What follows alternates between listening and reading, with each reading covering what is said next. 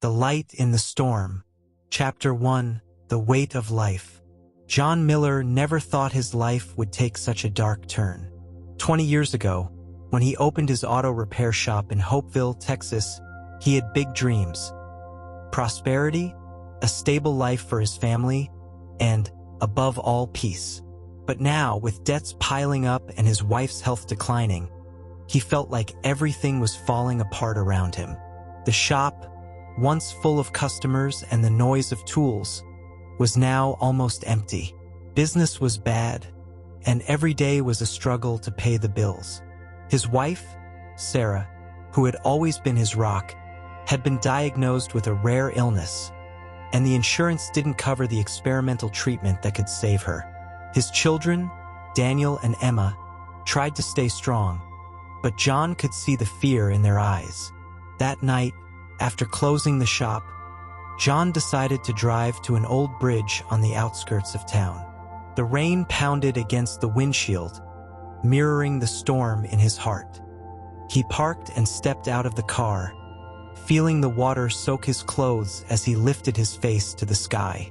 "Lord," he cried, his voice breaking, "tell me where you are. I'm losing everything." Thunder rumbled in the distance as if the sky responded with silence. John fell to his knees, letting his tears mix with the rain. He had been a man of faith, but now he felt abandoned. Then his phone rang.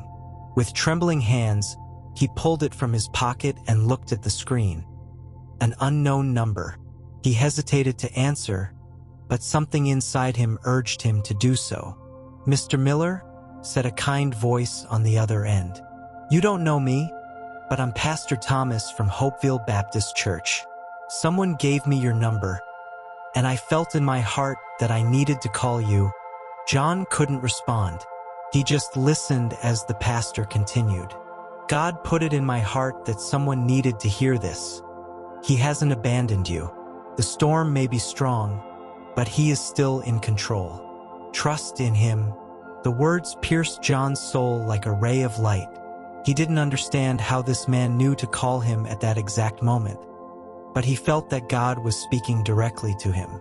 And in that instant, for the first time in a long time, he felt a spark of hope. Chapter 2. The Call to Faith. The next morning, John woke up to the sound of his alarm clock. His eyes were swollen from the night of crying, but something in his heart felt different. He got up slowly and went to the kitchen, where Sarah was already making breakfast despite her weakness. "Good morning, love," Sarah said with a tired smile. "Good morning," he replied, kissing her forehead. He sat at the table and took a sip of coffee, reflecting on Pastor Thomas's call. Maybe it was time to return to church, to seek answers in God instead of sinking deeper into despair. After breakfast, he picked up his phone and dialed the pastor's number. "Pastor Thomas, this is John Miller. I'd like to talk to you." "John, I'm so glad you called," Thomas responded warmly. "Can you come to the church this afternoon? I'll be here waiting for you." John looked at the empty shop through the window. He had no scheduled customers, and his heart told him he needed to go. "Yes, I'll be there," he said without thinking twice. That afternoon, John arrived at the church. The red brick building stood tall with its white cross at the top, illuminated by the sun. He took a deep breath before stepping inside. Pastor Thomas greeted him with a firm handshake and a sincere smile.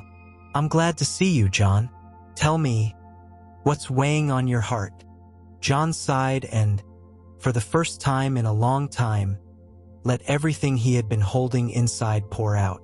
He spoke about his fears, his desperation, his doubt in God. Thomas listened patiently, and when John finished, he placed a hand on his shoulder. God never promised us a life without trials, but He did promise that we would never be alone in them. Are you ready to trust Him again? John felt a lump in his throat. He didn't have all the answers, but at that moment, he decided to take the first step. "Yes, I want to try," he said sincerely. The pastor smiled. "Then let's start with a prayer." As they prayed together, John felt something inside him begin to change. For the first time in a long time, he felt peace. Chapter 3: Trials and Blessings.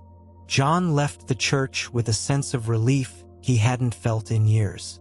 Pastor Thomas had offered support but also a challenge: to trust in God and His plan, even in the darkest moments. However, life would not give him a break. When he returned to the shop, he found his son Daniel sitting in the office with a somber expression. "Dad, the bank called again," he said softly. "They said if we don't pay in 2 weeks, they might seize the shop." The weight of reality hit John hard. He had just started rebuilding his faith, and already he felt another storm approaching. He looked at his son and, instead of responding with despair, he remembered Pastor Thomas's words.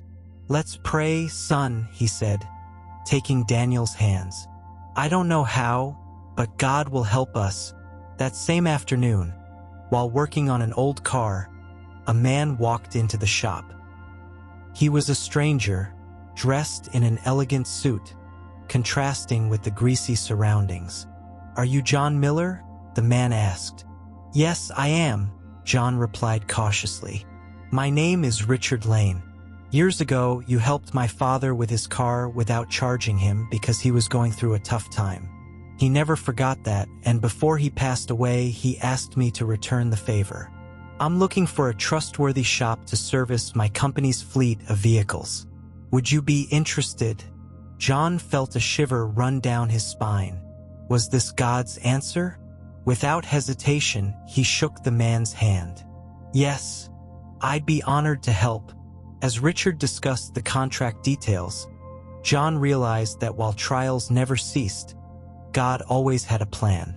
Not everything would be solved immediately, but that contract would give him the breathing room he needed to move forward. Chapter 4: Faith in Action.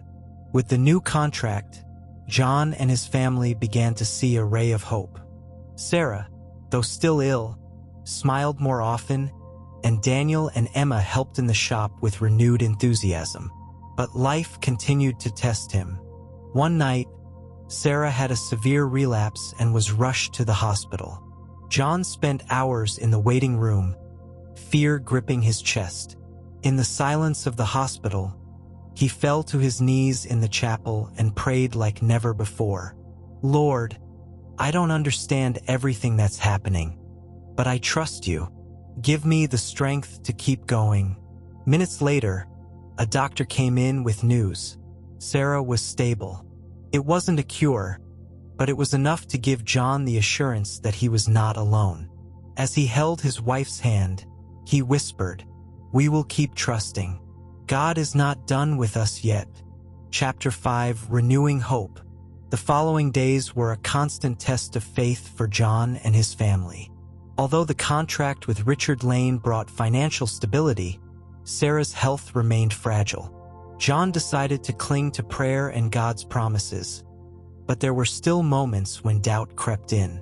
One afternoon, as he was closing the shop, he saw an elderly man struggling to fix his old truck across the street.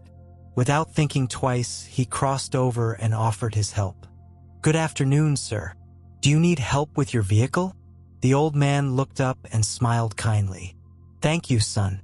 My name is Samuel. I think the alternator is failing, but I no longer have the strength to fix it myself." John checked the engine and confirmed the issue. Without charging anything, he replaced the part and ensured the truck was in good condition. "It's all set, Mr. Samuel. You can drive without any trouble now." Samuel looked at him gratefully and, before leaving, said something John would never forget. "God rewards those who sow with faith. Don't worry about the future, young man. God is already working in your life." John watched as the old man drove away. His words resonated in his heart like a confirmation that God was truly with him. Chapter 6: An Unexpected Miracle. Winter arrived in Hopeville with freezing temperatures and longer nights. Sarah had another health crisis and was admitted to the hospital again. John felt his faith being tested once more. He spent each night in the hospital chapel, crying out to God for his wife's life. One day, while drinking coffee in the waiting room, a doctor approached him. "Mr. Miller, I know this has been a difficult journey for you and your wife, but we have good news. A hospital in Houston has just approved a new experimental treatment for Sarah's condition. If you're willing, we can give it a try." John felt a lump in his throat, and tears welled up in his eyes. "Is this a real possibility?" he asked, his voice trembling. The doctor nodded. "It's our best option so far. And the best part is that the costs will be covered by a medical aid program." John fell to his knees right then and there, thanking God. All the suffering, uncertainty, and trials seemed to have a purpose. God had been orchestrating every detail. He rushed to Sarah's room and held her hand tightly. "God has given us a chance, my love. You're going to get your treatment." Sarah, with tears in her eyes, smiled weakly and whispered, "God is faithful." Chapter 7. John's Transformation. With the treatment underway, John felt like his life had completely turned around. But something inside him told him that his mission was not yet complete. He spoke again with Pastor Thomas and shared his desire to help others going through similar situations. "God has done so much for me, Pastor. I want to give back in some way." The pastor smiled and placed a hand on his shoulder. "God has placed a calling in your heart, John. Perhaps you could start a ministry to help other families in crisis." The idea surprised him at first, but after praying, he knew it was the right thing to do. He decided to create a fund to help struggling families in Hopeville, using part of his shop's earnings. He also began sharing his testimony in church and his community, inspiring many. Over time, his shop became not only a successful business, but also a refuge for those who needed words of encouragement. John learned that faith does not eliminate problems, but it gives us the strength to face them with hope and trust in God. A year later, Sarah was fully recovered. The Miller family gathered in church to give thanks to God for everything he had done in their lives. Kneeling at the altar, John whispered one last prayer. "Thank you, Lord, for every storm, for every trial, because in the midst of everything, your light never stopped shining." And so, with his heart full of gratitude, John understood that true faith is not just believing in God in good times, but holding on to him in the darkest moments, trusting that his light will always guide the way.